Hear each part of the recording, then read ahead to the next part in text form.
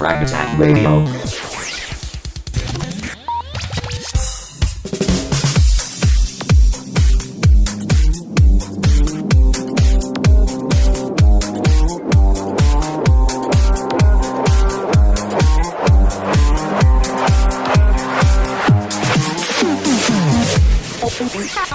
Frag Radio. Ladies and gentlemen, welcome back, baby, for another episode of Frag Tag Radio. And here with you today are your boys, Radius and J. Ray. Steve. Oh. Your boy Death from Above. A matter of fact. Sorry, Matt. That's all good, dude. We'll get that right one time. But yeah, and guesting with us today is Mandy, Lady Luck from Gamertag Radio. Welcome to the show.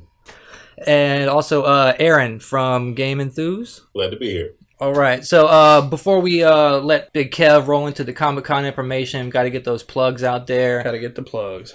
Well, first of all, we're on the Appy Gamer, iOS, Android. It's Windows 8. It's not on Windows 8 phone, though. Right, just But, regular Windows 8. You know, we're on there. Get it on Windows 8 phone. Great app by Mobiles Republic. You know, they've been a great partner. So, on top, next is Game On, Windows 8. They are on iOS in 2 days. 2 days. So, 2 days, yes. That's from Underground Studios. Troy over there, shouts to him.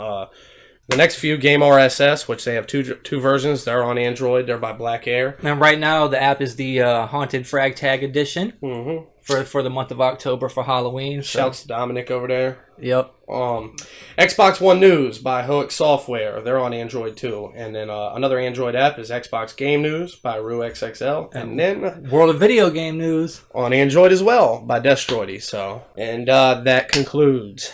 That's all of it. Well, and then, of course, hit us up on Twitter at FragTag Radio or on the website fragtagradio.com and check us out on YouTube as well. That's right. Boom. So, Big Kev, tell us about Comic-Con, homie. It's crazy. Like, it's crazy.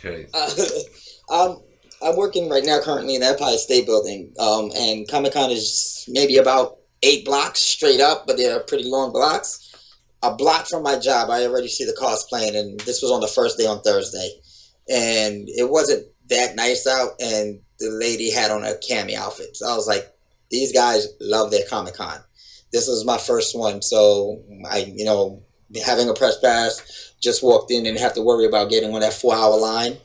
Walked in, and all you see is booths and everything. So it was amazing. Being a gamer first place I went to the gaming section, and I saw Nintendo was there. They had a couple of games you was able to play. They had the new Donkey Kong Country game able to play. I didn't get to get my hands on it. I wasn't there for much time.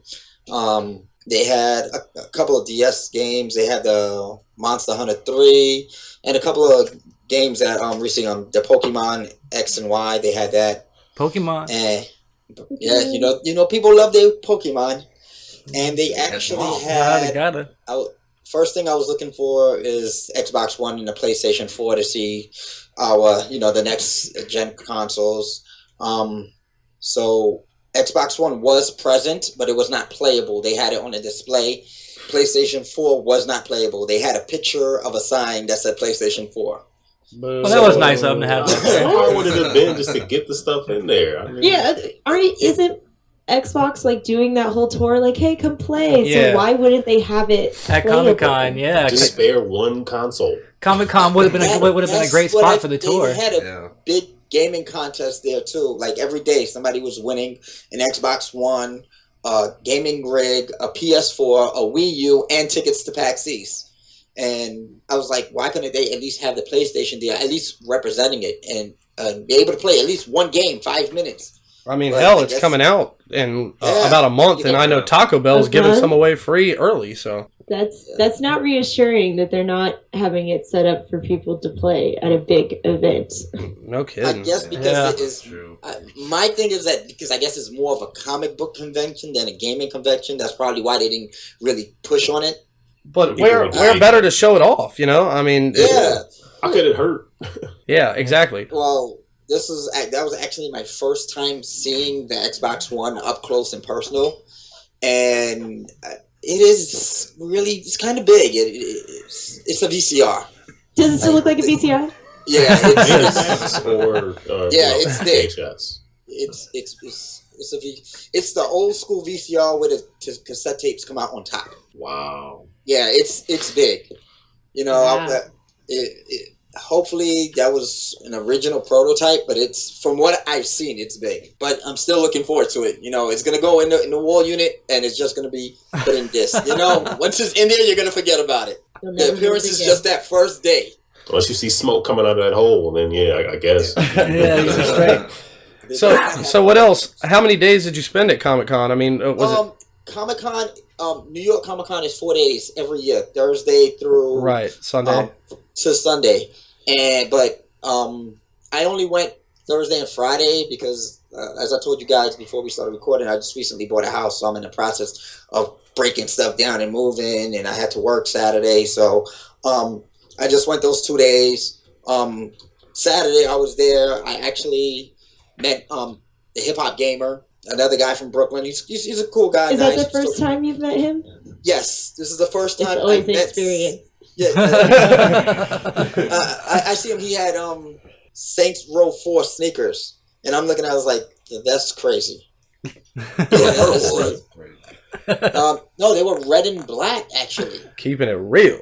I heard the I mean to cut you. I heard the Walking Dead roundtable is crazy at Comic-Con. Like I heard That actually was yesterday, and I didn't get a chance to see that. And I was really disappointed because I'm looking forward to watching Walking Dead tonight. Yeah, the premiere tonight. But I heard there was thousands of people there. It was just nuts. So. Thursday is like not so many people there, being it's the first day because it opens up at 3 and it closes at 9, 10 o'clock. And there was, I can say they had to be well over 2,000 people there.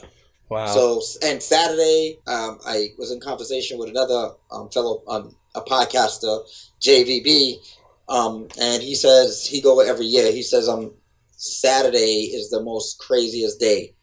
And the way I was feeling with moving, back hurting, I was like, you know what, I'm glad I didn't get a chance to go because it was, from what I hear, even Friday was ridiculous. Cool.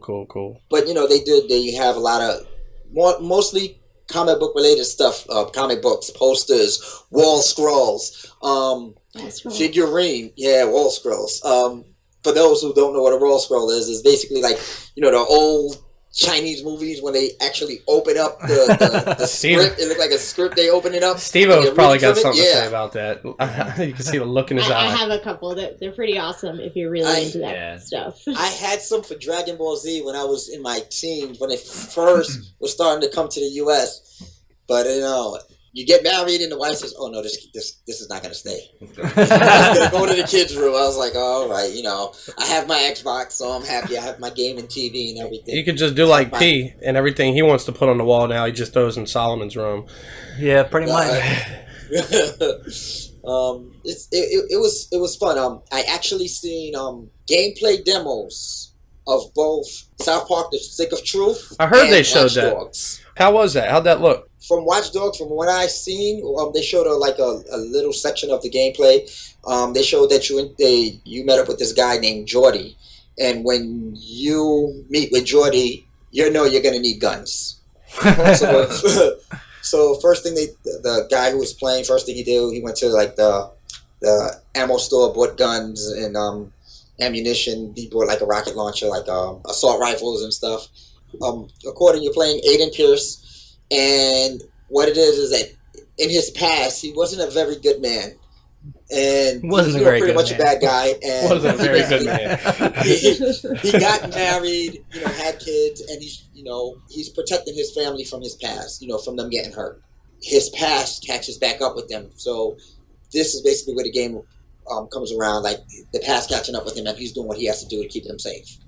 You get these little devices like he threw this device and you make it together and it makes like a noise, like in Arkham Asylum, you know how you got the batarang and you throw it and then it gives that little sonic noise. It's something like that. Yeah. And when he threw it, the guy was like, "Huh, what's that?" And when he got distracted, the guy got sniped On some Splinter Cell shit. Yeah, you get your silent, your pistol with the silence on it. It's open world. The game looks amazing. You can play it as you want to play. Amazing. Man, Dev, you might as well go ahead and give it a review. Listen, that gameplay.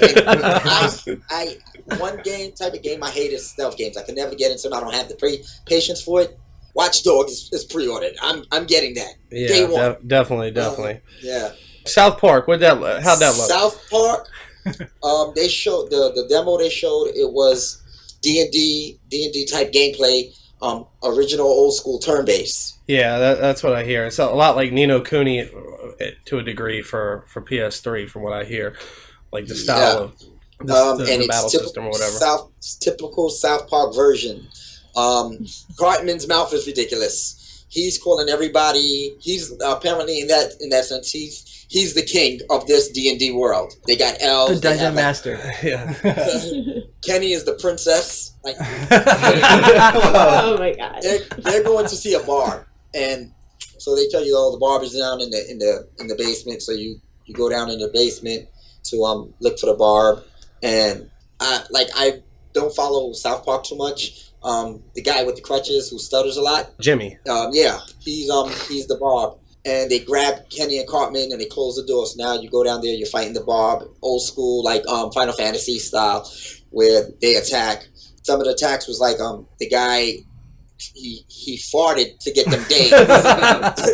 He farted to get them days, and then like his attack, your attacks do more damage.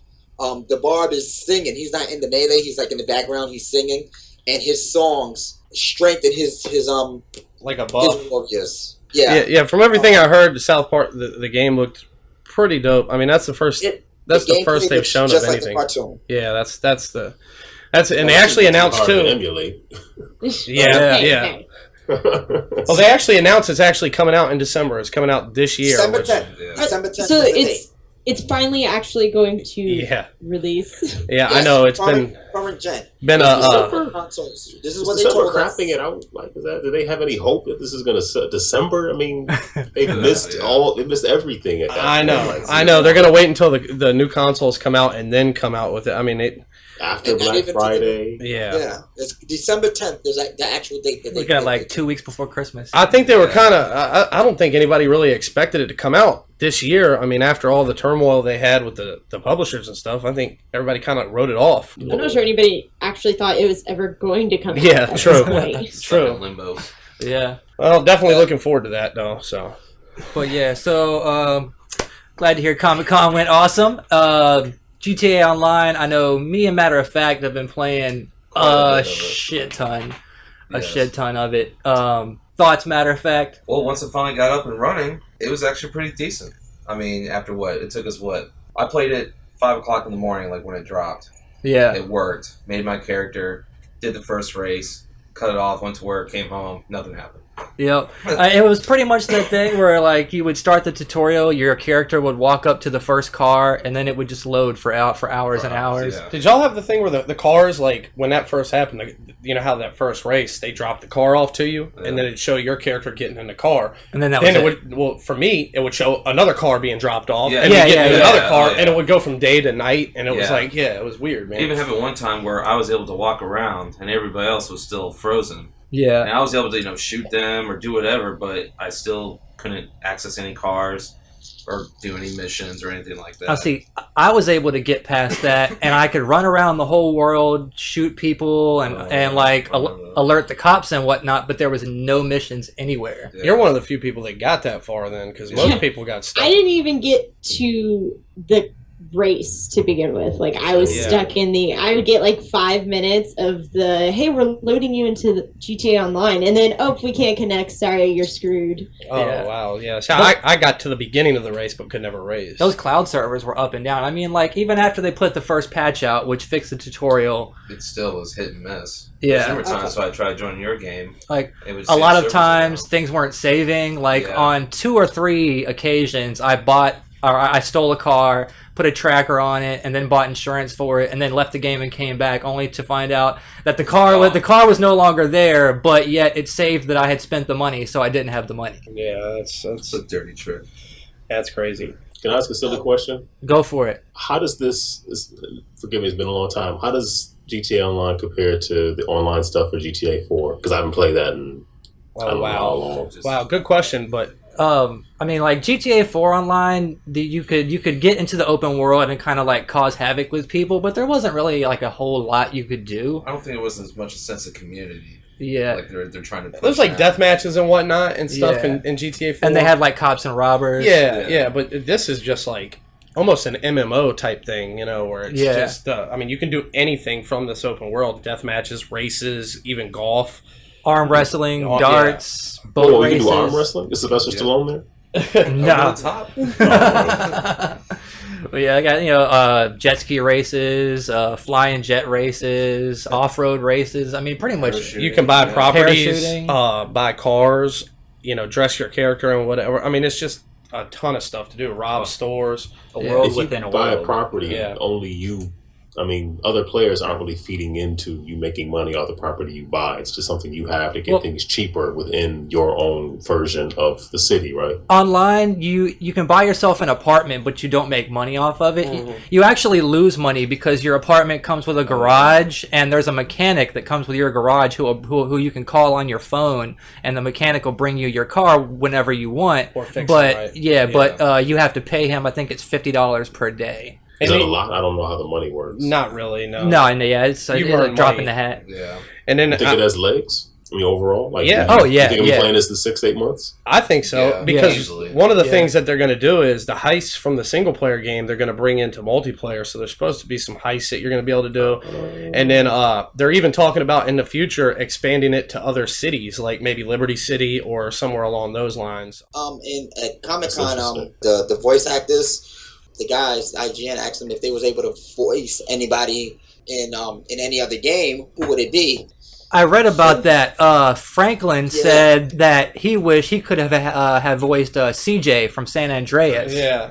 But then he said that him and the dude who voices CJ are working on a project together. And then when they kind of pressed him for more on that, he just kind of shut down and kind of brushed it off. Hopefully it Yeah. comes So, into GTA Online. NDAs. He started sweating. Was like, Can't talk about this. the House of question Brothers will is- kill me. It's That was actually one thing they was wondering if it's the next DLC. Yeah, it could be. Could I mean, be. Yeah. Franklin and CJ meeting up. Yeah. well, it's kind of cool because when you play the Grand Theft Auto 5, the single player, you actually go into the court, the same court, and actually the same house in one of the missions that CJ lived in San Andreas. that Grove Street court. Right. Yeah, that exact Remember house. that. Wow. Yeah, so Yeah. it's actually the mission. I don't know if y'all did the mission with Lamar and Franklin and Trevor. It's the first mission Trevor does with Franklin on their own without Michael.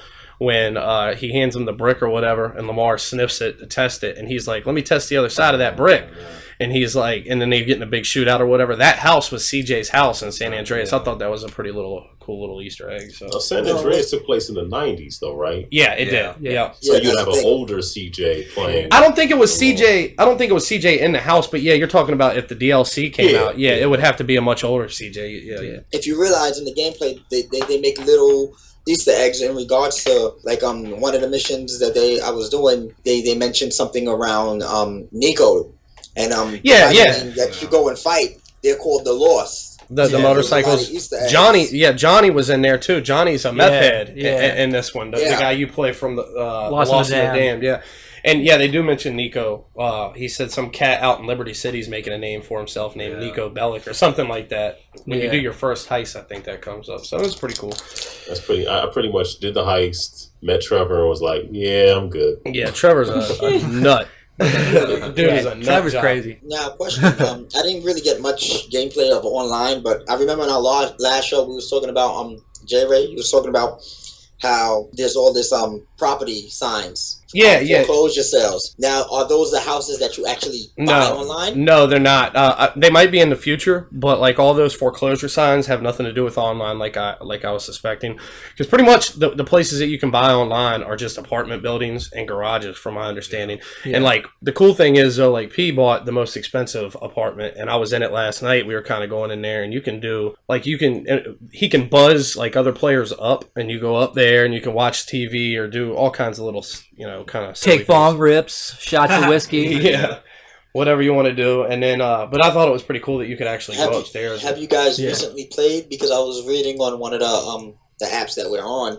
They were saying how Rockstar, because of the whole problems where a lot of people's characters was getting deleted after they made them. The stimulus package? That they was going to give everybody $500,000. That's almost topical. I think they're actually going to give the $250,000 next week. Yeah. And then another $250,000 the week after, to my understanding. Yeah. Yeah, so it's coming soon. But speaking of the apartment, something about they didn't want to destabilize the economy. That's why they're not giving out the whole $500,000 at once. Well, the stock market goes live next week? I hope so, but I have no idea. I know. Don't let me start lying. Yeah, I think it's either next week or the week after they're going to put the stock market live. So it'll be interesting with all that money going in through that stimulus thing and the stock market going live at the same time to see how that kind of rolls. Now, is that one going to be separate from the single player stock market, or are they expected to kind of move in the same direction? Well, if you notice, when you're playing a single player, there's actually two separate stock markets, the LCN and the ball sack. The ball sack is the online stock market. That's all affected by online and player community. And the LCN is the single player one. And even though you can access them both from the single player story, and you can even invest in them both, you're essentially, the LCN one only gets affected by what you do in your single player story, whereas the ball sack is strictly affected by the community. Right. Oh. So it's kind of cool, because they were saying actually invest in single player, invest in ammunition, because all the players were buying guns and ammo from ammunition, so that was raising the stock. Right. So it's kind of tight how it all kind of ties in and works, but. Yeah, and then and online, your phone is pretty much a one-stop shop for everything. Yeah. Like a lot of people don't even know. Like they think that you actually have to look for ATMs to deposit your cash, but you can really just open up your phone and go to the bank on your phone and deposit money that way. And make sure you do that, because if you get killed with, how much is it? $5,000? Yeah, $5,000 or over. If you get killed with $5,000 or over on your person, the person who kills you can take the dough. Gone. That's why when you do a mission with a bunch of random people and it drops you back into the regular world, there's always just a big shootout right there in that spot. And oh. Yeah, I was doing the tutorial and I just did the mission where you have to rob the store. No, when you have to go buy clothing, change up the way you look. Yeah. And when I came out the store and I had to jump in a car to drive to go meet, I believe it's Simeon. Yeah. And when I came out the store, this guy just ran up to me and just started. He was a little further than I was, so he had better guns, and he just killed me right then and there. And I was like, bucked you down. This sucks. It's like, why have the tutorial if anybody could just randomly kill you? You should just wait until after the tutorial is over. So something similar happened to me for that very same mission. I was in there getting my clothes. I come out of the clothing store just in time to see someone else hopping in my car and taking off with it.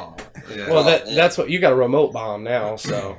Yeah, well, yeah. Ignition bomb or whatever. As you upgrade the cars, you can put a ignition bomb in the car. So if anybody other than you or a crew member of yours hops in your car, then it'll blow up on them if they try to steal it. How does that affect your insurance?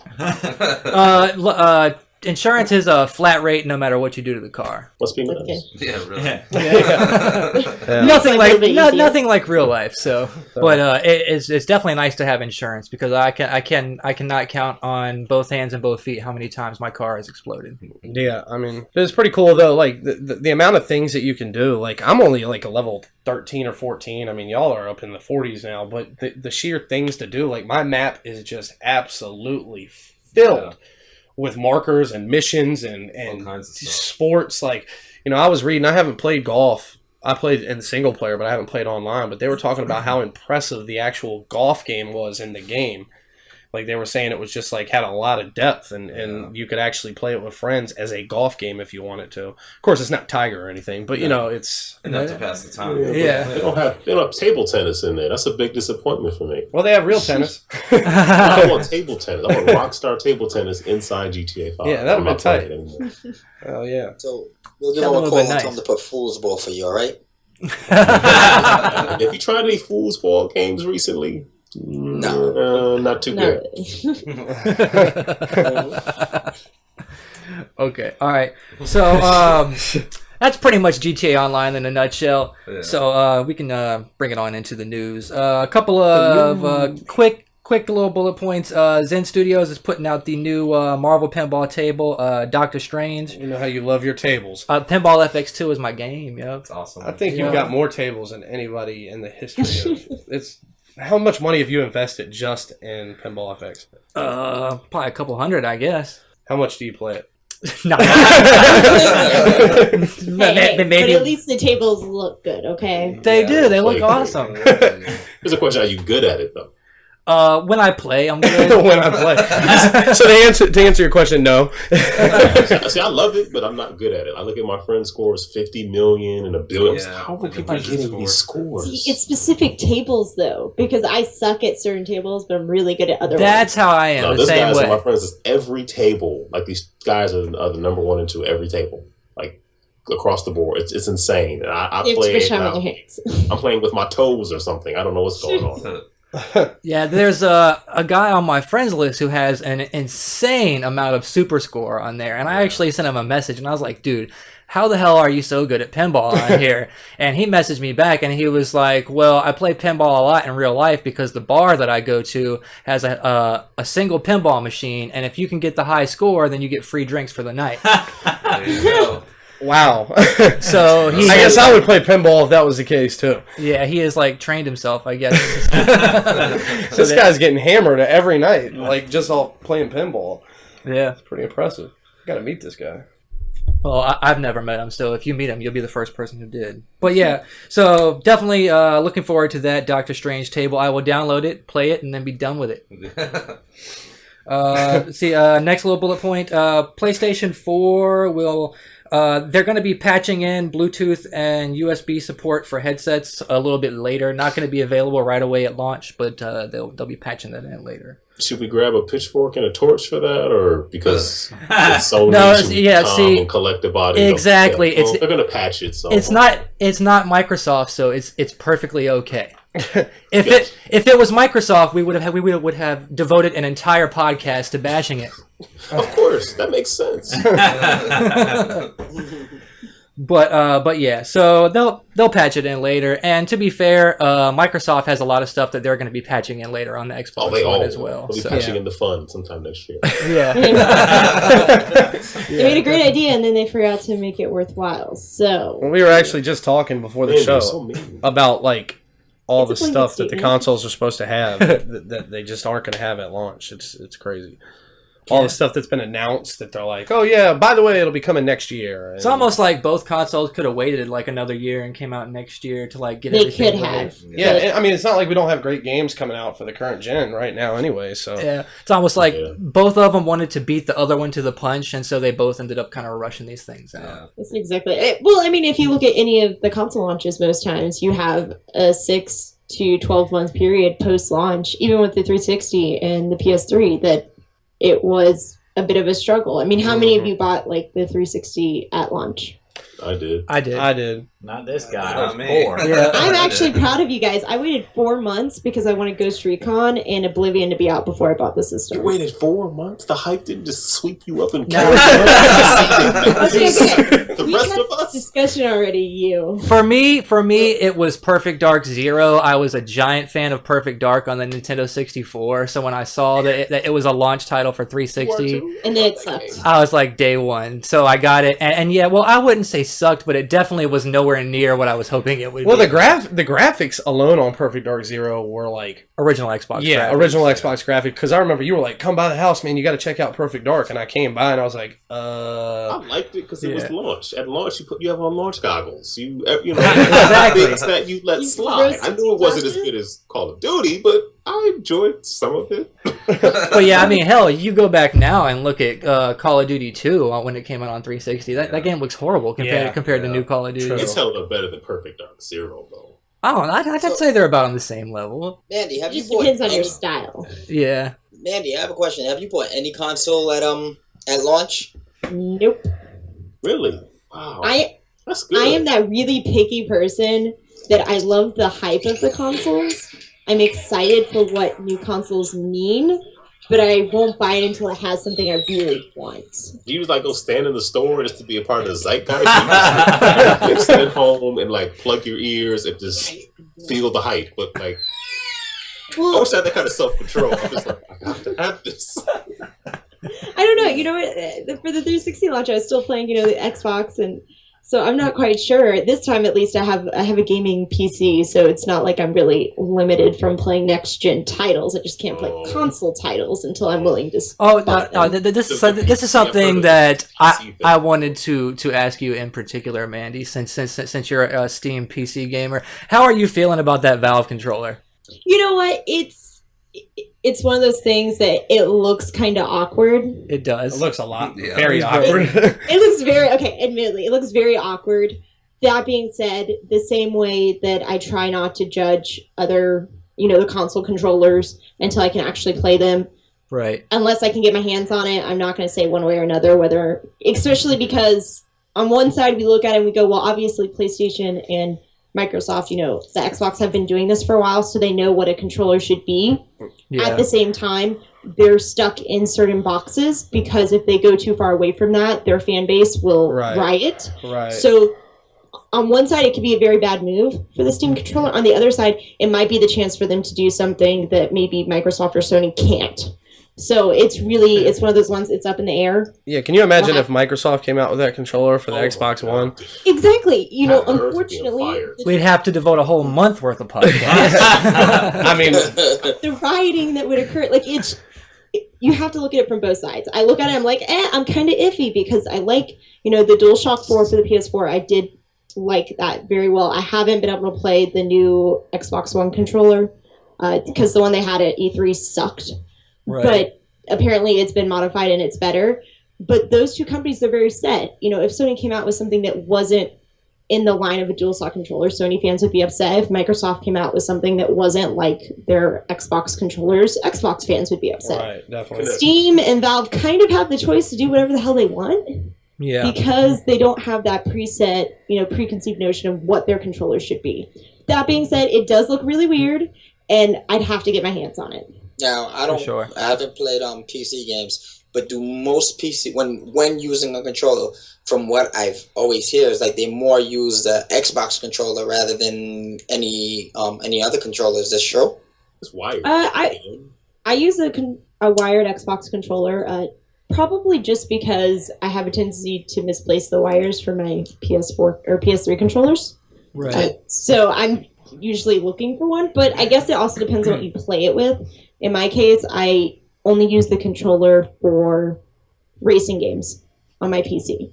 And I'm just... Sorry, go ahead. No. I'm just more comfortable with the Xbox controller with that because I've always played my racing games on Xbox more than on PlayStation. So that's a personal preference kind of thing. But I think it's just, you're right, it's kind of a preset standard that most people, if they use a controller, they use Xbox. Yeah, you don't hear too many people using a PlayStation controller for a PC. I don't know if it's kind of the Microsoft thing or... It's an extra step there. Yeah. You have to use XPadder or something else. Whereas with Xbox, you just plug it in, it knows what it is.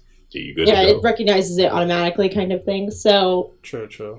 Everybody seen the video from the guy at Valve playing Portal 2 and Civ 5? Yeah. It actually looked like it was doing a decent job for Civilization 5, but for Portal 2, for him to turn in a 360, he had to keep swiping his thumb over the pad numerous times just to make a complete circle. Almost like a mouse pad. Yeah, exactly. but it almost seemed like it. Trackpad. I would have rather used a mouse. That's what I don't get about that controller. To me, I think there's great tech in it. I'm sure it'll be cool, but I didn't like the fact they led up to that. They should have just maybe the first day said, hey, here's the boxes, here's the controller we're thinking about, here's a video of us using it, something we're thinking about.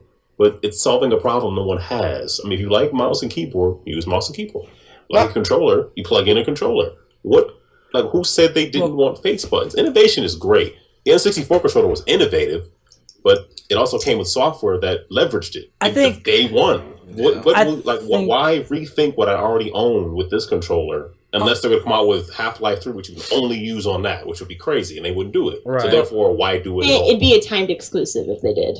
On top of innovation, you've got so many consoles coming out now with Steam's going to have their own Steambox, and then you got the Piston, And then you've got the Android-based consoles like the Ouya and the NVIDIA Shield, and I like my Ouya. I'm touching it right now. plus Did you play it? the new consoles. I played it There's this so week. many consoles now that you've really got to kind of differentiate yourself. Yeah, Well, stand out. my question Yeah. is, what audience is going to actually buy a Steambox? You know what I mean? I mean, Okay, Good I have question. the answer for this one. because you've got your console gamers, and of course they're going to probably buy a Xbox One or a PS4, and then you got your PC gamers who are already tied into their PC, and I just don't see it. You know, I don't know. I guess that's just me. But go ahead, Mandy. There's two markets here. One is for people like myself who are too lazy to worry about wires so that I can run my PC to a TV. Because as much as I love my PC, I don't always want to be sitting in my chair at my desk on it when I game. But I want the benefits of playing my PC games.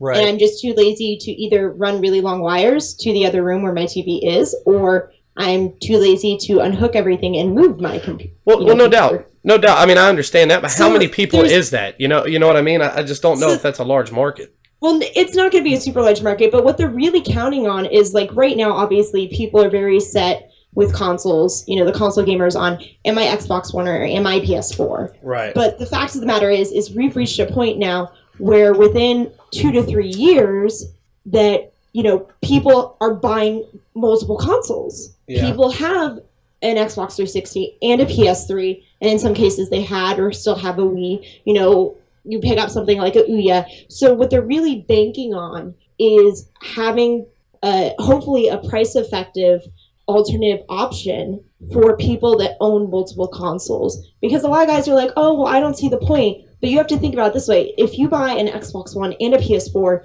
you're buying two separate systems for a reason. And that's because there's exclusives and there's content particular to each one. A Steambox, while a lot of people look at it and say, oh, well, there's no point, what it gives you is for those who aren't interested in building or maintaining a gaming PC, they'll have access to the PC exclusive library on a system, hopefully on a setup that they're comfortable with. So a console connected to a TV with a controller versus a mouse and keyboard, and assuming that Valve can do it correctly, priced around the same area that's as gonna be a the big current consoles. Yeah, that's So going to they be a big thing is price, you know. and that's true. Like, unfortunately, we don't know a lot about it right now. You know, a lot of the interesting aspects, the Steam OS and everything, is really centered on the PC gamers, on creating, you know, interest within them. But if they can do it correctly and price it appropriately, what they're going to be banking on is those people who are going to go, hey, you know, it's not that much different than owning 2 or 3 consoles, and the price is about the same. I don't have to do the extra work of building it or buying replacement parts, and I'm going to get all of these exclusive games that come out to PC, as well as the Steam ecosystem, which is a ton of games at cheaper prices most of the time that get really good discounts. Well, the other thing is, too, I mean, it's a Linux-based system, and That's another big risk. I mean, that's a risk because Linux-based PC gaming isn't the greatest right now, you know. So, I mean, I know you're going to have Steam, and Steam's got thousands of games on there, you know, obviously, but there's going to be titles like 200. I don't think they. Well, yeah, I was exaggerating a little bit, but. You know, Linux is kind of like Mac. It doesn't have as much support as, you know, the Windows-based OS systems with Steam. That being said, again, it's one of those, if Valve can do it correctly, they can properly encourage people to develop towards a Linux platform. And it's ironic you guys bring it up because one of our guys who's very technical based with, you know, PC stuff, said, hey, you know, I just got an Ultrabook and I decided to set it up as Linux, and I installed Steam to see how it ran. Right. And he's like, there were a couple of little things, but for the most part, it ran pretty well. Obviously, it's on an Ultrabook, so it's not really going to compare to his full-size gaming rig. Yeah. But he looked at it and he wasn't put off by it. I think the big question is going to be, is Half-Life 3 going to be enough to make everybody want to switch over to Linux? Not at all. Or Left 4 Dead 3 could be Not too. at all. You know, It depends on how hyped people get. Left 4 Dead is nowhere They near as big as hate Half-Life. Windows though. so much though. They've made so much money selling games through Steam on Windows OSs. Why? That's been your bread and butter. Well, because they're not removing it. Gabe Steam Newell isn't has in. been scorned by Microsoft. He is just upset about Windows 8, so he's throwing him the finger and going to I'm Linux. running Steam. It works fine. I don't understand. Like, I know the whole thing was Microsoft wanted to have they have their own store and it's a closed environment, but the desktop portion isn't closed off, which is where Steam lives. So I guess I don't understand. He's pretty what much his actual upset beef because is. Microsoft decided to have their own store with Windows 8. And he feels like that's impeding on his Steam, on his Steam service. Like the mobile games, the few mobile games there worth paying attention to are somehow sucking away resources from. I just don't get. Alternate question. What are you mad about? Alternate question. He's gay. No. Why would Sony make a handheld? Well, why would they? Because they had a lot of success To with make the money, PSP. because they think that there's a big enough market there to make it worthwhile, even though their money child is the PlayStation. Right. Well, so and you then think the Yeah, Steam. but finding ways to be Vita hasn't been profitable selling very and well. Predicating a Not at decision on "I hate that guy" are two different things. And you Was can that make the final money decision? without I mean, saying "I hate this, I hate the way they're doing things. I'm going to make money." They've just been making money. Just make money. You're doing it. Buy another knife. Make money. Gabe, no. And one of the biggest games for Vita, Assassin's Creed Liberation, is coming to 360 and PS3. They had to do well. That's because there's not enough Vitas in the hands of people right now to make that game successful. So I like my Vita now. It took a while, but I like it. yeah, it's starting to get better support now, and I think it'll get even better support once the PlayStation 4 comes out. And yeah, Oh, with yeah. connectivity. So, well, and I mean, pretty much any of the handhelds have done that. It's taken them a while to gain some momentum behind them. yeah, I think they were Sure, expecting yeah, PSP numbers right off the bat, and the success and the momentum from the PSP to just roll into Vita, and it just didn't work out that way because we're in a different market right now. I think it's crazy. The PSP sold over 50 million units, and people still question whether it was a success or not. Yeah, That's You have a crazy. skewed view of I mean, even P had a PSP. Yeah. I have two somewhere. Now the PSP Go, that's another matter. Yeah, I don't get that. It's so small. Like I'm looking at my my Game Boy Micro. That's what I kind of like it to the PSP Go. Like this is neat. It's just I can't really play on this. I find it funny is that I'll break it. I find it funny that with Nintendo, like it seems like no other company can really stand up like with their handhelds because you had the Sega. What was the second one? Game Gear. The Game Gear. That all these handhelds is falling to the Game Boy, the DS, however you want to call it. But they're not doing great with their console. And I was a Nintendo fanboy back in the day. I loved the Mario and Zelda and Donkey Kong and Metroid. Because they went against the grain with the Wii, and they got a lot of success, and they felt like they've got to constantly go against the grain now. And it's I don't know.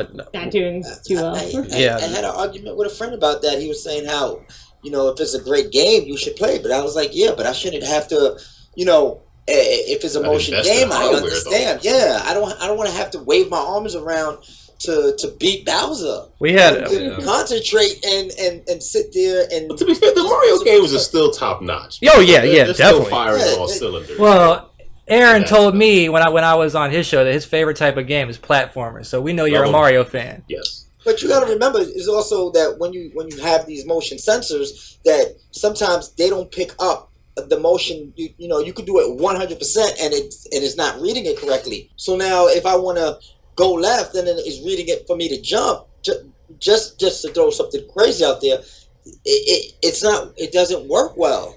Sometimes that's too crazy, man. That's too crazy. I don't You're know. not allowed to. No. Well, think about it this way: as we think of things in comparison. So we look at, say, the Wii U, and we're going, "But why would I buy that when I can buy this?" Looking at either the 360 or the PS3, or in the case, upcoming the Xbox One and the PS4. And even though we love the games because it's Nintendo, and many of us, They're the next Sega. They're gonna be a third party. I don't know about that.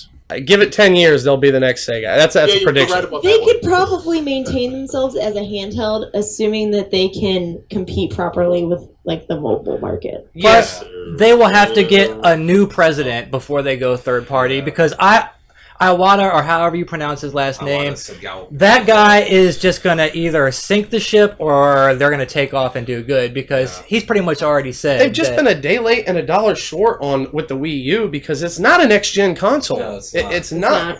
It finally caught up with current gen. Yeah. I like my Wii U, but they have to realize they can't turn a blind eye to having a nice online infrastructure. You have to have that. You can't pretend like people don't want to play games together and friend have codes, the connectivity. Yeah, it's so hard. to play Well, together. I mean, are friend codes still a thing? They haven't fixed that with the Wii U? I think they did, didn't they? did. With the Wii U, I don't know. Yeah, you can just, like right now, I can just have your name and just enter that in. Well, that's a and step in find the you. right direction. Which is, I mean, yeah, but it's not enough, though. And Yeah. I guess the thing is, Not it came out supported. last year. The other consoles have been out for 6 and 7 years, respectively, for PS3 and 360. You could, like, you saw nothing of what they did that entire time? Nothing? They're just pretending that didn't happen. Nintendo operates in its own little They do. bubble. They do. That is a Oh, good it's point. Costed They're in a bubble. They are. a lot. And I mean, I think they just, I don't know, they had a lot of success with the Wii, and they were like, wait a minute, now all the Wiis are just sitting under Grandma and Grandpa's Yeah. TVs, sitting there, and now we got to come out with something new.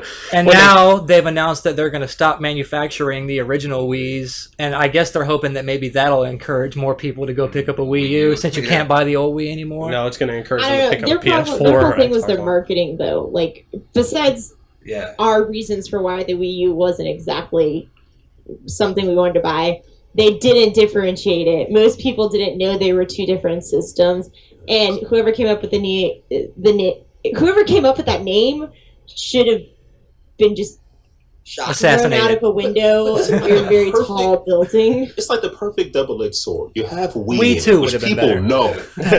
But then you have the U part. So it's like, well, that's just something I add to what I already own. Yeah. That's It's what I like thought. brand recognition, but then Yeah. I own this already, so I don't need to buy it. I think it's So a we're both. combination. It's the marketing, but it's also their first party lineup has been pretty lackluster so Yeah. far. I mean, Yeah, they've supposedly got Smash Brothers on the way, but there's no release next date year. for it. Yeah. Mario 3D World looks amazing. They have a lot of About the great same day as first-party Xbox. but I'm games. tired of having Crazy. more Marios. I mean, This is a and then- different one, though. This isn't They're like the one- Smash Remaking Brothers. old games like Zelda Wind Waker, which is Yeah. great, but they haven't even announced a new Zelda yet. I think they're just trying to fill the gap. No with Metroid, something. no Star Fox. Where's Metroid and Star Fox? They're doing that because, Yeah. let's face it, everybody buys a Nintendo console for the first-party games. That's why you buy one. So I think that they can't get them out quick enough to support the console the way they need to, and they're not having the third-party support they want. So they're trying to have these remakes and these HD collections and like Wind buy Waker time? to Yeah. buy them Yeah. time to get them for out the there. people that already own them. But how many people actually bought the Wii U for the Wind Waker? None. Yeah. Not. But Not a lot. There's probably one or two out in there. their defense, I think a lot of people bought the 3DS for the Ocarina of Time. I did. Seriously, no. That being said, though, shut up. I still waited like 3 years, 2 or 3 years before I bought it because I wasn't just buying that. I was like, Right. I want at least 5 games Yeah. that I'm going to go out that day. And when I buy the 3DS, I'm buying those 5 games with it. And I think that that's, like you said, the issue we're looking at is supposedly Smash Brothers is next year. We've heard nothing on the front of Zelda, Star Fox, Metroid, all of which... Well, here's the thing, though, is all of those are rumors floating around that are saying, well, maybe they'll announce it next year with Yeah. the 2015 release Nothing Yeah. official. for newer games. The problem is that's too much time. Your system's going to be out for 3-4 years with nothing to really support it. I mean, look how long it took for Pikmin 3 to come out. Yeah. Yeah, that's a good point. Yeah, I stopped playing it. I kind of moved on. You know, it's funny because when the Wii U got announced, they were talking about how they announced the Super Smash Bros, which is actually going to come out now. But the guy, what's the guy's name that actually makes Super Smash Bros? They had interviewed him afterwards. He was like, "Oh, I didn't even realize that I haven't even started on a Super Smash Bros." And they kind of just announced it, behind my back, like, "Hey, by the way, we're going to have this." And he's like, "Oh, I guess that's news to me." You're working on this. Yeah. So I mean, that just shows how much they rely on their first party, and they just can't get them out quick enough. They I got into a thing on a guy on Twitter this weekend about the Deus Ex Revolution, gotta Human love Twitter Revolution, and he's telling me it's this definitive version of the game, and I'm just like, well, why does that even matter? It came out 2 years ago. Yeah. The game was fun 2 years ago on three other platforms. Why on earth would anyone buy this for $50 this like- fall of all times? What was it? Was it during their final lineup for press conference for E3? Okay, whatever year the system actually came out, I don't even know now. That they're like, oh, by the way, we're gonna have Arkham City Armored Edition, and we're like, but we've already played it on other stuff. Exactly. You know, but there's more and they more didn't costumes.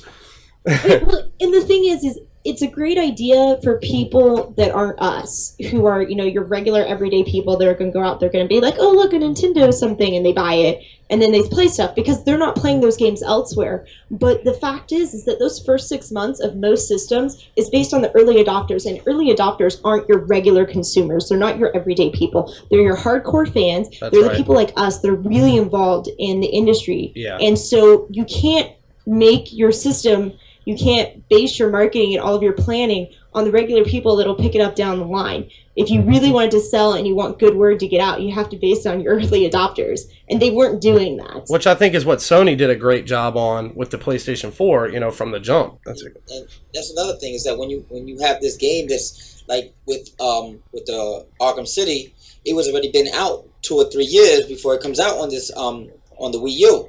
So now you're trying to get your other regular consumers to jump on it because this is a big game that's coming. Why do that when I could go to GameStop, which a lot of people do, and buy it used at $20 to $30 cheaper? Yeah. Oh, don't say that to P. P is going to get irate. I know this, but you have to realize that that's what a lot of consumers do. I have a friend right now. Took me forever to convince him to play Gears of War, and he went to GameStop. And he's like, I don't want to spend a lot of money on it, and he bought the original one, the original Gears pre-owned. Right. Nothing and then wrong with that. and a week later, he went and bought all of them pre-owned. He might have bought DLC, and the developer publisher made some money off that. That's a thing too. Soapboxes about saving money. Like, you can't. I don't want to spend $60 and everything. I don't have $60 for everything. Which is true. But I actually wrote an article about this recently, where I think used games are actually kind of hurting the industry in the long run. Like, you're seeing microtransactions put into a lot more games. Grand Theft Auto is a good example. The most recent Dead Space had them in there. Mass Effect. I mean, the list is going on and getting bigger. I don't think anybody can actually show me real metrics that show definitively that used games hurt sales. And then, I don't think you can generate that. How? I think it's a double-edged sword. I think it's all hearsay. I believe it's a double-edged sword because with the used games, that's even at $30, that somebody's going to go buy a game at $5 rather than $30. And if you have 1 million people doing that, that's $25 million. Well, that's the course of the game. It's not just that, but it also introduces people into those games. Like, I never played Alan Wake. It was because of Frag Radio that I picked it up 2-3 years down the line. And now, if part 2 comes out, I'm gonna go get it day one. For sure. You have to think about it too. That most people, they don't dedicate the same time to gaming that we used to. So if I went back and look, I have more games in the original Xbox cycle that actually I put probably 100, 150 plus hours in, because people really dedicated to specific games. They played the single player, they played the online, they played the co-op. But we're having so many alternative options now, not just in the games themselves, but in how we spend our time, how we play our games. A lot of people don't see $60 worth out of a game because they're going to play it once and they're going to be done. That's going to be it. They're not going to sit down and dedicate hours upon hours of playing, maybe online. Again, exceptions to that, but as a general rule. So a lot of people go and they buy used, or they buy cheaper, or they wait for sales and price drops because they look at it and say, oh, well, $30, I'll probably get $30 worth out of this game. Yeah, well, I mean, sales and price drops I don't really have any kind of problem with. It's just that when you buy a used game, the only people getting paid is GameStop, you know what I mean? I remember soon after Gears of War 3 came out, I was reading Cliff Bleszinski's blog, and he said that the midnight launch came, and he went to the midnight launch in New York and then took a plane back home, and immediately people started texting him pictures of these flyers that GameStop was giving out saying trade in Gears of War 3 by 5 days later and get $10 off your next game, or yada yada yada. Yeah. I got emails regarding that from GameStop. Oh, if you trade in, you get GTA 5 by this date, you're guaranteed $30. Right. But that's the problem. The devil's in the details with that. They still sold all those new pieces of software. It's funny. People's biggest complaints about GameStop are they get hassled about pre-ordering, and then they use games. Well, don't pre-orders? Isn't that for new things? So which one is it? Is it pre-orders are bad for new software, or used games are bad? Well, I think a lot of times now it's a skewed view of what sales are for a lot of companies, because if you look at it, so many people either return, trade in games that a new launch may do, say, in the first month, let's say 5 million. But how many of those 5 million are played, completed, and then taken back or traded in? You know, how many people are really getting continued exposure to that game? Or do they just play through the story and that's it? Hell, are we talking about sales, though? I mean, a lot of people don't even finish games. If a million people go out and buy a game and keep in the shrink wrap and then, you know, cut it open and take it back, the publishing developers still everybody made money. Right? Yeah. It would just be simpler to do this. Just tell GameStop, just take a small portion of whatever they make off of their used sales and put it back to the publishers. That way both sides are happy. They still get the majority for selling the item, but at the same time, the publishers are having their little cut to produce new stuff. I mean, to me, I've bought new and I've bought used, and to me, it's either or. Whatever my budget affords, that's what I'm going to go for. It also bases off of, if someone else tells me that this is a great game, I might see it over at their place and want to buy it brand new versus buying it used. But then on the flip side, it might be a game that I think is okay and I'm not going to buy it new, I'll buy it used. So I think, why not you just sit there and be like, all right, GameStop, you can get X amount, but please just donate, or not donate, but give a portion of your sales to the publishers, and then both sides are happy. In a perfect world, that'd be nice, but GameStop's never going to do that. The issue is they're going to raise the cost of the pre-owned game. Eliminate that $5 difference is now a $2 difference. Mm-hmm. Yeah. Well, and then also it's business. They never give up money if they don't have to. No matter what company it is. I walk into GameStop, I pick up a new copy of a game, I bring it to the counter, and the guy's like, "Would you rather get a used copy of that? Save you $2." And I'm like, "No, I'm good." No, I want the case without the damn sticker on it. Yeah. Sorry. That's why I buy a bunch of blank cases and I switch them out. Gamers, we are such a particular breed. We're very Mario has a red case. I can't have it. I want the gold. What was it? Was it they used to do with the old Legend of Zelda? You could get the gold. The gold cartridge, Yeah. And Killer Instinct was a black cartridge. Yeah. It changes my experience when I know that it's the gold cartridge. That's bragging rights. The Killer Instinct black cartridge. Yeah. All right. But, yeah, we've gotten way off track. All right, so back to bullet points. Mighty Number 9 got funded. That thing was a runaway success on Kickstarter. It's coming to current gen, and it met the stretch goals for next gen as well. So we'll be seeing that on Xbox One and PS4. Mm-hmm. And it even matched the further stretch goal of coming to handhelds as well. So it'll be coming to Vita and 3DS.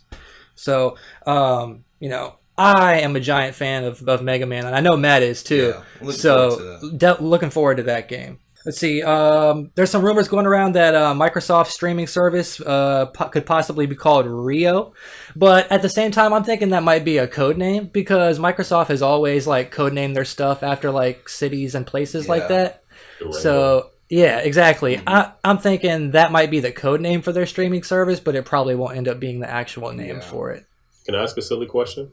Go for it. If they were going to do this, why didn't they mention this like months ago?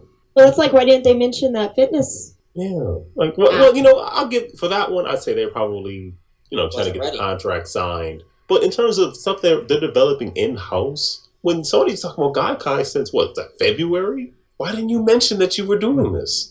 They went a meeting, somebody went to a meeting and they were streaming Halo 4 onto a Windows phone. Which was pretty awesome. Wouldn't you mention, like, wouldn't you say, hey, we're doing this too? I guess maybe it's in a prototype state and they don't want to get people's hopes up in case it doesn't pan out. It's our gamers are talking about. You can't win. We're very particular and we always want to be contrary. That is for sure. Exactly. All right, and the next free game for Games with Gold is going to be Halo 3 for anybody who never played that. Yeah, really. Sure. We're all ecstatic about that. Xbox One DVR features will let you record video commentary over your gameplay clips. That's actually pretty cool how you can use the Kinect to record like commentary of yourself talking about the video game clips that you DVR. That's going to make YouTubing like really simple. It is, yeah. It's going to be a lot of videos of angry gamers, that's for sure. Yeah. There'll be a lot. Just all of a sudden, the 3 people who watch my videos, you know, I'll be losing those 3 people because everybody Hey, man, you got more. watches YouTube, but everybody makes YouTube videos. You got more subscribers than me, bro. You're up there and then like the hundreds. I haven't even broken 100 subscribers yet, but You will. I'll make it there. I'm pushing it hard. All right. Xbox 360 holiday bundles for this year announced. You got 3 different ones. 2 of them come with Kinect. One without. The one without Kinect comes with Halo 4 and Tomb Raider and the 250 gig hard drive. That's $299. And then you've also got the 4 gig Kinect bundle with Kinect Adventures and Kinect Sports Season 2.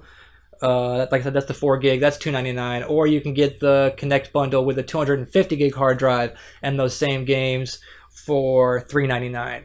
Okay, who is smoking something? You Kinect. $400? yeah.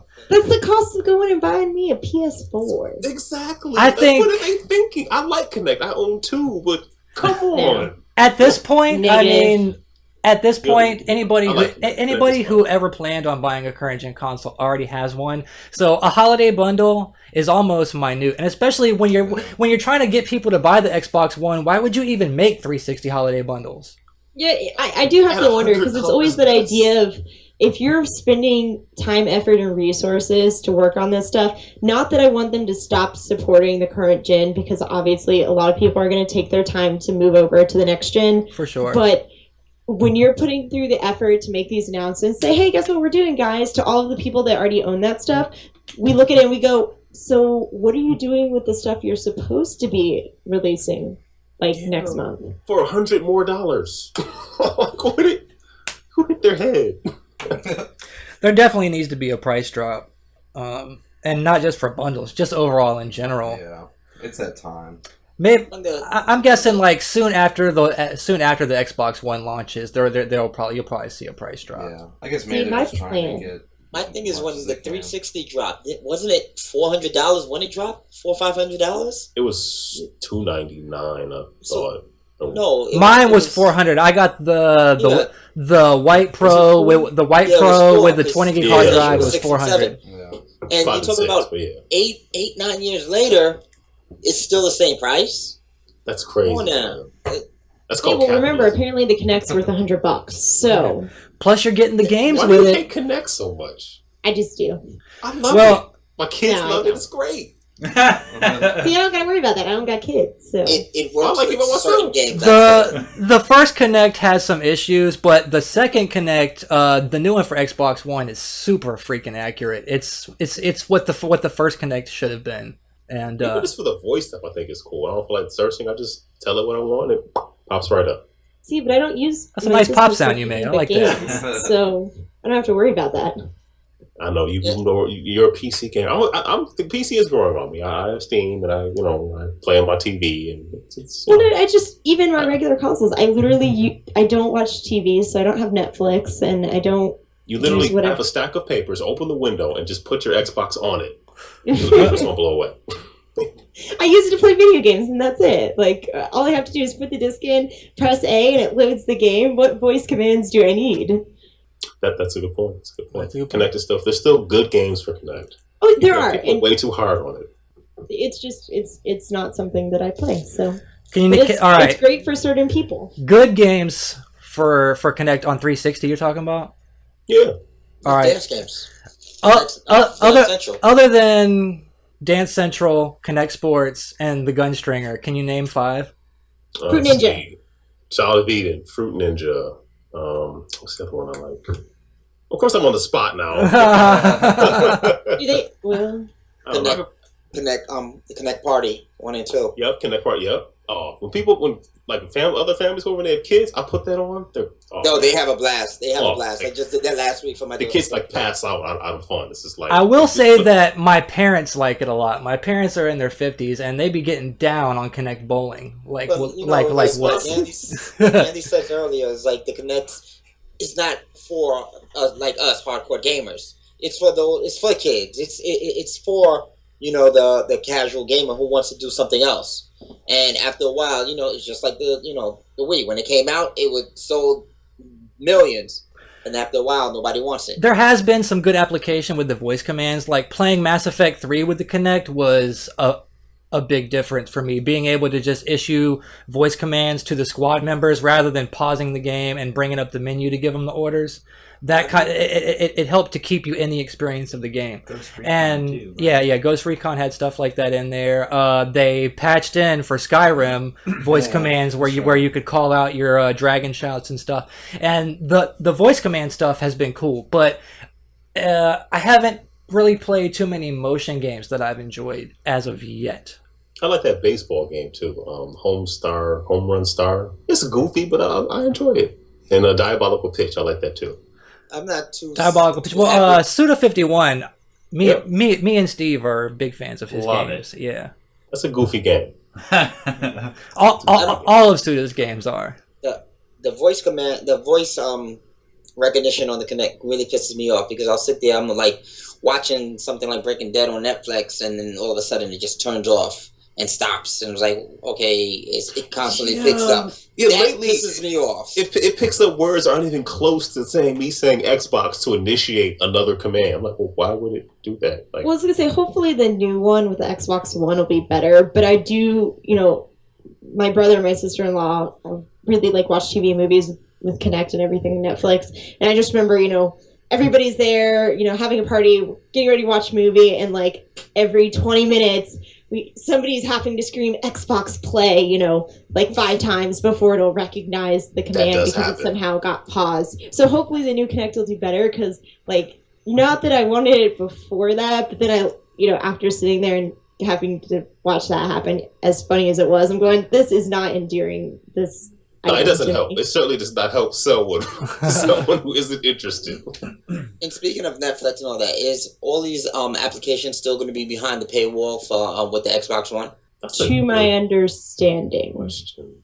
They gotta start giving us more for games. I want to say I think the bulk of them are going to be behind the gold paywall. Yeah, I think that to me is a bad idea because like I go in GameStop like all the time. Especially people considering say- most TVs that you get now already have Netflix on there. Yeah, so they really gotta stop why do I have charging to for that? if they're trying to get casual people to buy their product, why have these services behind a paid wall? Because Well, they're and thinking it's you're going to harder- spend $500, you're going to spend $60 on live. That's what they're thinking. Well, if they'll spend they'll spend $560. But my thing is, okay, if I'm a casual gamer, you want me to buy your product, even if it's just for the Kinect or for the TV application where, why have Netflix and all these other things behind the paid wall? The Skype I can understand, that's your product, but that shouldn't be behind the paid wall. It's harder with stuff that they're already paying for because it's one thing if you connect, the online gaming experience, obviously behind the paywall with live, but at the same time you're going, well, here's somebody who already paid, $500 for your product. They're going to pay $60 for the online, but they're also additionally paying for, say, Netflix. I have no idea what the prices on Netflix are. So it's saying, okay, well, you already paid for that, but I'm going to make you pay more again, essentially. So I think a lot of it's going to really depend on what Sony ends up doing, what they put behind their paywall. I was right about to ask that. What are they going to have behind their paywall? I want to say Netflix will not be behind the paywall. It's not. That's It's not. stupid. As far as I understand, it's only specific, like the streaming service, I think, or whatever. When that comes, I think obviously, they said multiplayer. But they said that wouldn't be either. Would it? Well, I think that's the multiplayer, the matchmaking. The multiplayer is yeah. Multiplayer is behind paid wall. Which is fine. You already pay for it on Xbox. Unless it's a free-to-play multiplayer game. The free-to-play multiplayer games will not be behind the paywall on PS4. Yes, and there are a good number of those, and I don't care what anybody says that says, oh, well, they're also on PC. How many people that are going to get those consoles are actually going to have it and play it on PC? Very few, so don't complain about getting free games. Yeah, well, I think free-to-play games in general are making a huge rise on consoles, and we're going to see a ton of those in the coming generation. Yeah. The ones the ones that are on consoles now are pretty cool. Like, Ascend, Hand of Call isn't fantastic, but it's a nice mindless game where you beat some figures with a big bone. Same thing with Spartacus. That one was decent. It wasn't anything great. World of Tanks is World of Tanks, but World of Tanks. Well, the PlayStation is getting Warframe. They're getting Blacklight Retribution. They're getting PlanetSide 2, which have all created a decent following on PC. And my mentality with it was, besides people shouldn't be complaining about getting free games anyways, at the same time, I think of it, man, I have so much fun playing this, with my PC friends. I really want my console friends to be able to enjoy it too. Right. And now they're going to get that chance. So even though it might not be the largest selling point on either of the consoles, it is definitely a bonus point for both of them to be introducing that on a larger scale. Sure. It's a good thing, certainly. Definitely. All right, and then so speaking of PC, Microsoft was recently hinting at a cross-platform gaming between Xbox One and PC. They, pointed to a couple of different games like Shadowrun and some other stuff that they've been doing, like with the Spartan Assault. And they're pretty much hinting at that a lot of games that are going to be coming out for Xbox One will also have cross-platform play with Windows 8, which I think is pretty cool. Yeah. I know now they've got Skulls of Shogun, which I have on my Surface Pro, and I have it on my 360, and I can play it on my 360, and then I can go to work and be in my truck and whip out my Surface Pro and continue on from where I left off at home without having to transfer any save files or anything. It's all just while you're driving too, right? No, okay. No.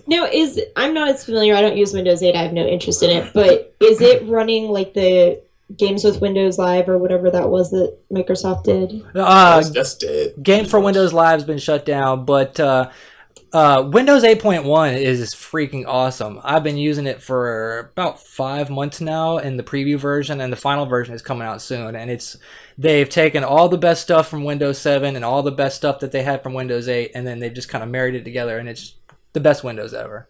So it's kind of just part of the platform? It's not like a separate thing, I guess? Is my question. So the same way that it used to be, kind of almost like a separate portion, that now it's integrated into it? Yeah, there's like a Microsoft Store integrated into Windows 8 that you can go on and buy. They've got Xbox branded games, different apps. So pretty much it's just like the Google Play Store on an Android phone or iTunes on an iPhone. Oh, okay, all right. That's all on the Metro portion. If you just click on desktop, then you just use it as you would any other, just like Windows 7. Right, and with Windows 8.1, they have added the start button back.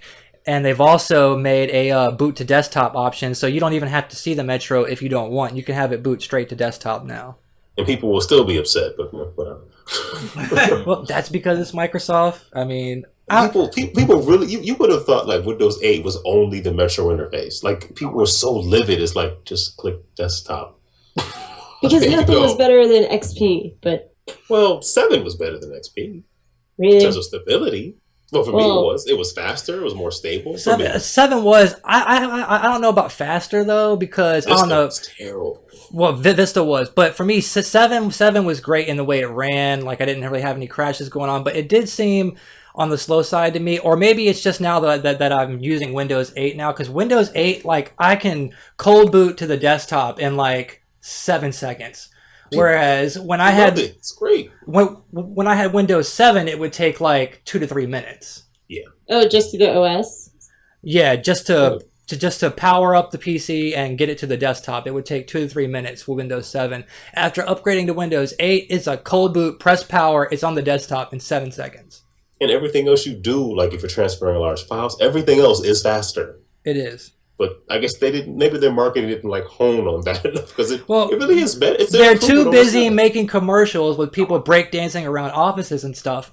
And that's what I do with mine. Come on. That's what they need to start making more commercials to where it's actually showing off what the stuff can do for Windows 8 and Surface Pro in general. I love my Surface Pro. It is a terrific freaking product. They just need to market it better. True. But the music was good, kind of. Yeah. So tell me honestly, when you got your Surface Pro, you didn't go the nearest picnic table and do a somersault off of it. Is that what you're telling me? No, I didn't. I actually you're doing it wrong, then, man. They didn't have they're doing pre-orders now for the Surface Pro 2, but they didn't for the original Surface Pro. So I had to go to Best Buy on launch day, and there was already 10 people in line. They open up the store, we all get inside to find out, Microsoft only sent us 3 Surface Pros. So fight to the death. That's pretty much. Well, I let them fight to the death for it, and I immediately booked out of there and went to the nearest Staples which they were sold out as well. So I ended up having to get on the waiting list on the Microsoft Store, and I got one about 2 weeks later. So What was it, Michael Jackson's Beat It, where they tie the hands together and they both got knives in each hand? Yeah. Yeah, buddy. But yeah. All right. So moving on.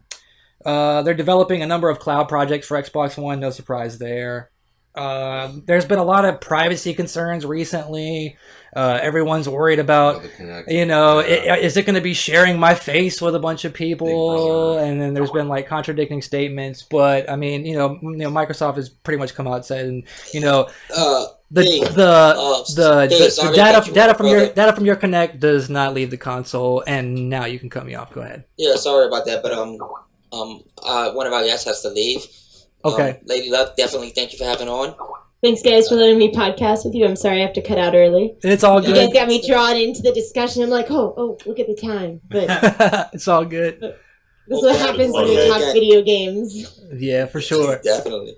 All right, It's been awesome, guys. All right, Thanks thanks. for being on the show. Have a good Y'all night. have fun discussing. I'm sure I'm going to listen to this later and then be like, damn it, I wish I had stayed to keep arguing about something else. So, all right, you guys have a good one. Enjoy. All right, you too. Bye now. All right. All right. So yeah, a lot of privacy concerns, and so they've pretty much come out and said that the video data, all this stuff, it's not going to leave your console. I don't know. I think people who are concerned about privacy in general probably aren't going to believe that statement anyway.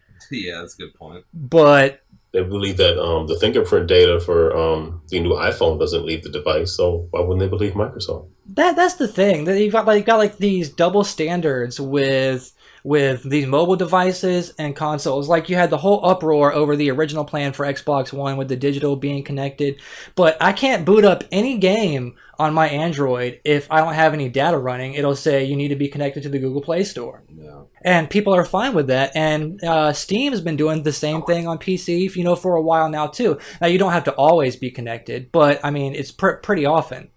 It's Microsoft's turn to be the evil corporation. So Yeah. part of it is large parts of it are their own fault. Some of this is people just taking it way too far. For sure. Yeah, and that's always going to be the case. There's always going to be crap like that going on. Killer Instinct, which is me and Matter of Fact's most anticipated game for Xbox One. Yep. They've got the fight stick available for pre-order, and it looks sweet. It does. Isn't it $200? I know. I know. As I was just about to say, if it wasn't $200, I would have pre-ordered one already.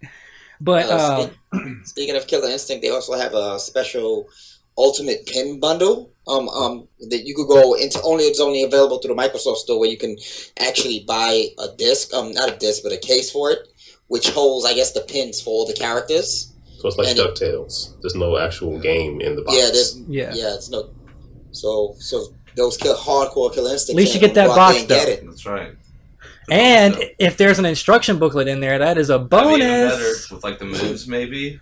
Because, nowadays, instruction booklets are a thing of the past. We're They just are. printing the warranty on the back of the sleeve now. Yeah. It's getting kind of expensive because KI was $20. Then they said they're going to do a version where you'll get the original Killer Instinct with it, and now there's a $60 one. I think I might stick with the $40 one. Yeah, I mean, I'm not really interested in the pins. The case is halfway interesting, but I'm not going to pay an extra $20 for it.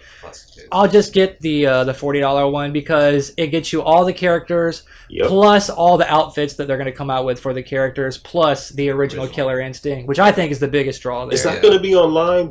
Ken Lobb said he wasn't sure if they were going to have that finished, but they're trying to get that online. That'd be fantastic to put the original online. I don't know if it's going to be online at launch, but they're definitely at least going to add it through an update later if it's not available at launch. But yeah, you're right. He said that they're trying their damnedest to have it available at launch. That'd be great. So my thing is will they come out with like with a season 2 or something like that? That's going to give us the second Killer Instinct Gold. We're able to play that with Tusk and the extra characters. And all that. Yeah, that'd be interesting to see that. Look, I thought some of those characters would make an appearance on this one. They would try to mix I thought so too. 1 and 2 together. And I imagine whoever we don't see in season 1, we'll see in season 2. yeah, And who knows how many seasons they plan on having. true.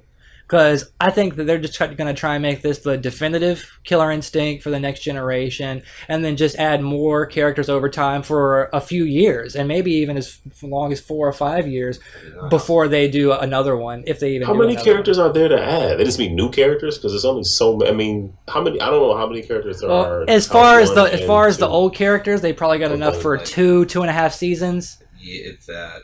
But that's with like 1 and 2. I would say that they're definitely going to add new characters as well. They've already announced one. Yeah. And she looks badass. Yeah, she looks pretty. Yeah, she looks worthy of the title. So definitely looking forward to that. The fight stick. It features Sanwa Denshi parts, multi-setting LED lighting effects, a removable cable, easy access to the insides of the stick so you can customize it if you want. It's got an onboard screwdriver with swappable heads. Boom, and it's going to launch alongside the console on November 22nd. No action figures? No. Oh, I can't get it then. It would be nice if they had some action figures, some Killer Instinct action there. figures. I'd have to buy me a shelf to put them on. That's the only reason why I bought Mortal Kombat, because of those bookends. Oh, yeah. Hell yeah, but... All right. Now it's a pity we don't got J-Ray for this, but Madden. They're doing EA and Microsoft partnering together for this Coach Glass app for Madden. It uses smart glass to control Madden 25, allows players to control defensive plays during the game via your smartphone or tablet. Essentially, it lets you take on the role of like the defensive coordinator, and you can handle all the play calling and recommendations of formats and stuff like that right from your tablet.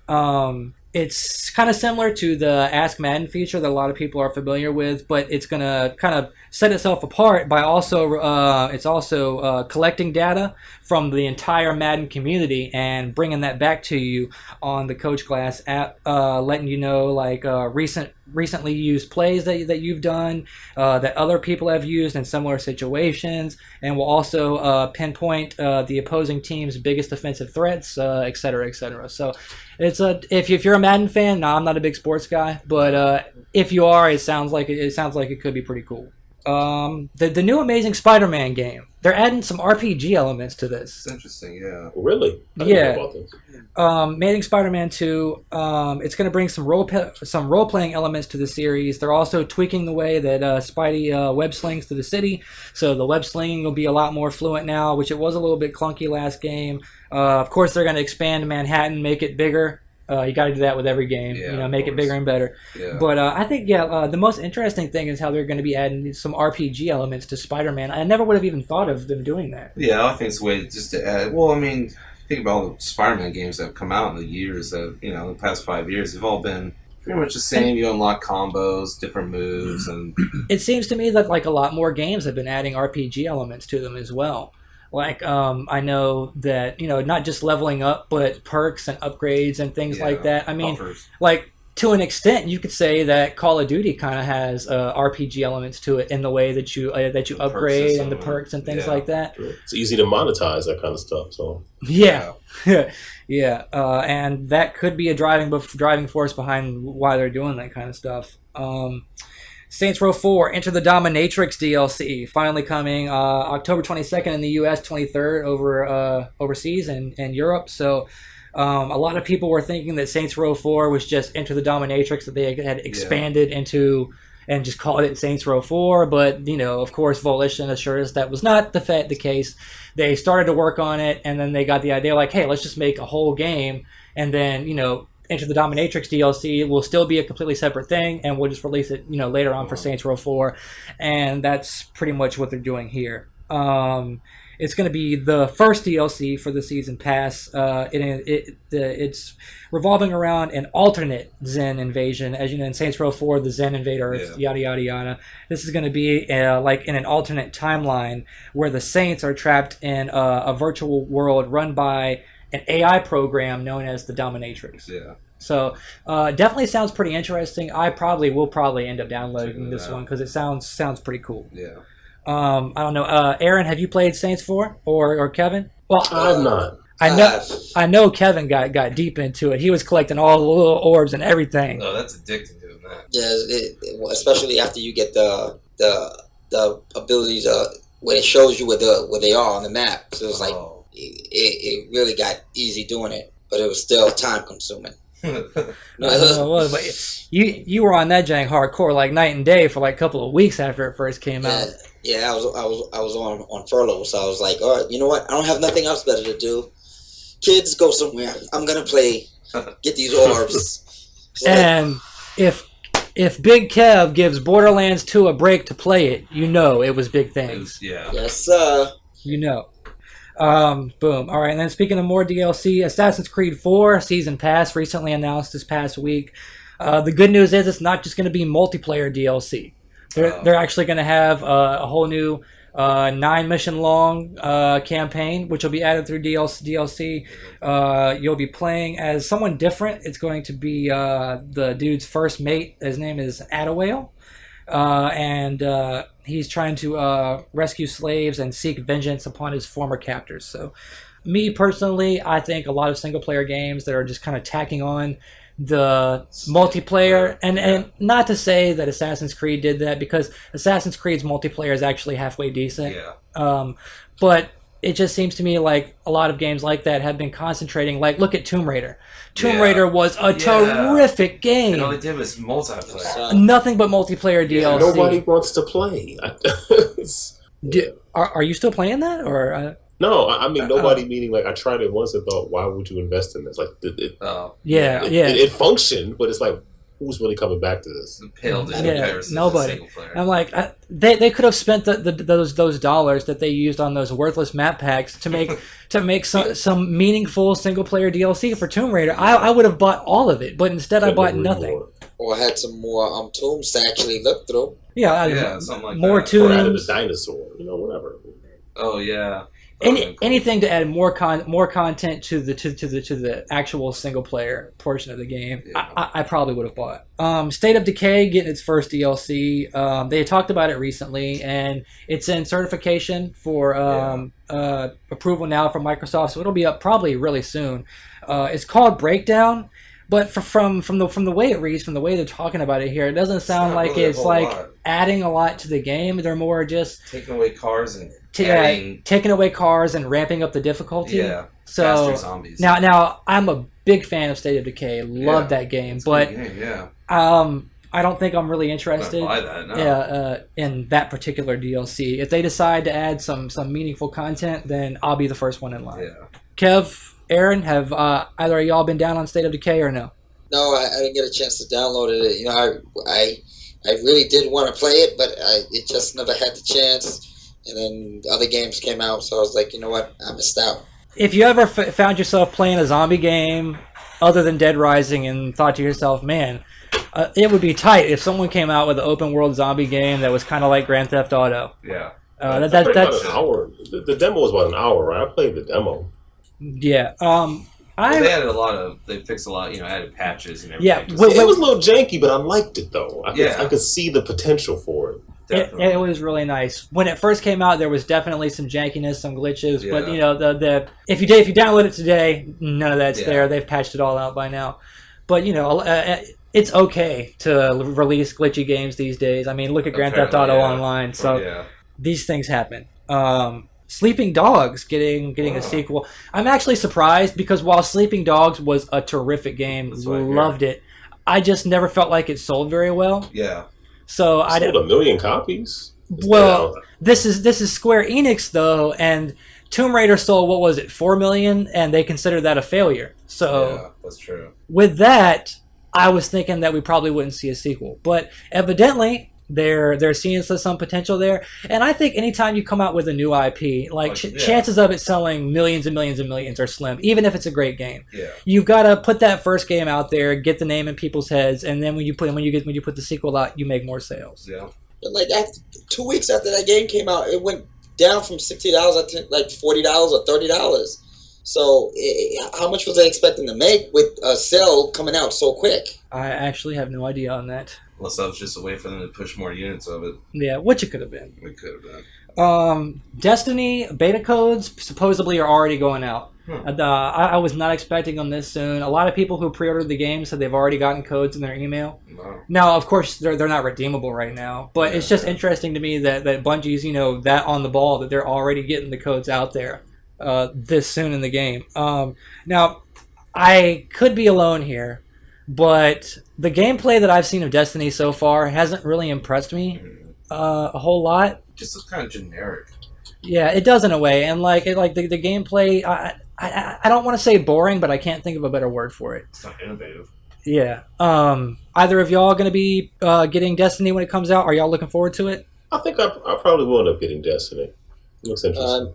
I haven't made up my mind on it yet because to me it looks a lot like Halo but with MMO attachment to it.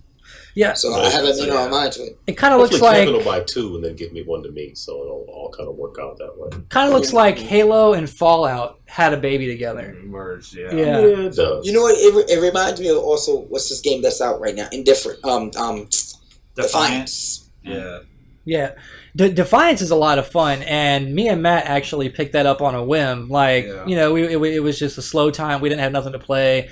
I saw that it was on sale at GameStop for like $15, brand new. I was like, hey, I'm going to go and pick this shit up.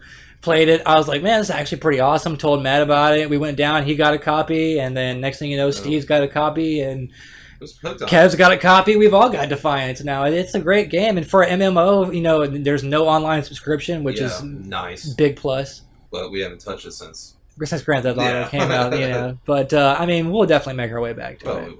I mean, I haven't even played Diablo 3 since Grand Theft Auto came out, but I still think about it. I want to play more Diablo. It's on my mind. Now, back at E3, EA announced Battlefield 4 will be getting some exclusive content on Xbox One called The Second Assault DLC. I think it might even just be a timed exclusive, but it's going to be available at launch for Battlefield 4 on Xbox One. You don't even got to wait for it. It's going to be including 4 quote-unquote fan favorite maps from Battlefield 3. Okay. So if you're a Battlefield fan, then you know you'll probably want to get down on it. Now, me generally, I've never been a big Battlefield fan, but after seeing the gameplay trailers for the campaign and what they were doing, that looks more exciting. Suddenly, I'm interested in Battlefield 4. So I pre-ordered it, and I'm definitely looking forward to playing it. If it's as good as it looks, then I probably will end up getting the DLC. And lastly, last little tidbit of news for the week is that Crytek is still making headway on Homefront 2. Crytek, which, you know, Homefront was originally done by, was it THQ? And while graphically it wasn't very impressive, the gameplay was solid. Well, it's the premise of it. That right, you know, having America, you know, invaded and having that whole feeling, and like, I remember a part of the game that sticks with me where you're infiltrating like this baseball field, and like the is it the Chinese or the Koreans? They've like dug like this giant pit in the middle of the baseball field, and there's like nothing but bodies of dead Americans in there that they're just, you know, like executing them and throwing them in that pit. And then like you see like there's like a whole entourage of troops coming toward that baseball field, so you've got to climb down in the pit and like cover yourself with your like fellow Americans' dead bodies and whatnot to like, you know, like hide until they pass by. And I wouldn't say that was cool, but it was interesting, and it stuck with me, especially when it's on our soil. Yeah, that whole premise alone, you know, I played the multiplayer of that, and I wasn't too impressed with it. I mean, no, it was like a poor man's Battlefield, pretty much. Yeah, but when you fired up the single player, that's what really caught your attention. Yeah, like I said, well, it wasn't very graphically impressive, but it was a fun game, and then I will say that the campaign was rather short too. Yeah, but it's in the hands of Crytek now, you know, it's and be good now. It's going to be their graphics are not going to be a problem. No, that is a given. That comes with Crytek. Yeah. So I'm definitely looking forward to Homefront 2. Glad to know that they haven't forgotten about it and they're still working on it. Yeah, that's nice. Yeah. And I think, you know, that's pretty much all the news, all the stuff we got for this week. Big Kev, did you have anything you wanted to wrap up with? Yeah. What was your guys' thoughts on? I think it was Aaron Greenberg's tweet in regards to playing the Xbox One without having going to Taco Bell. I did not see that. You didn't. You guys. I saw that. So many comments on it. When I read it, I found myself laughing because you know how they have the whole Xbox One tour. There's like, be able to play it without the Xbox One without having to go to Taco Bell. Right. You should see the hatred that this tweet got. Really? I mean, these are Sony fanboys. Like these are the same people who were championing their executives taking pot shots. So it's like it's tit for tat, like Yeah. Well, It is what it is. what can you do? Yeah. But yeah, been a good show. Aaron, any shouts or anything you'd like to close with? Yeah, if I have a couple of seconds here. Go for it. GameEnthus.com. Come check out the videos, the podcasts and stuff, and actually the sticky posts at the very top. We're doing our 25-hour Extra Life Marathon on the 19th, this coming Saturday, 25 hours. We're taking requests for games. You can come play with us. You can watch. We have 3 streams going. Nice. So just come check us out. Donate if you can. If you can't, just watch and cheer us on. That's pretty much it. It's for the kids. Yep, making money for the kids. That's cool. Yeah. Awesome. Well, man, I know it's been a while since we were on with you, but we got you on, and I appreciate you making your way up here today, especially on short notice. We only had like a couple of days notice there, but yeah, man, it's been a good show, and we appreciate you coming on with us, bro. Nice. Yeah, thank you. Thank you for inviting me. I do appreciate it. It's been a pleasure. For show. Frag Radio.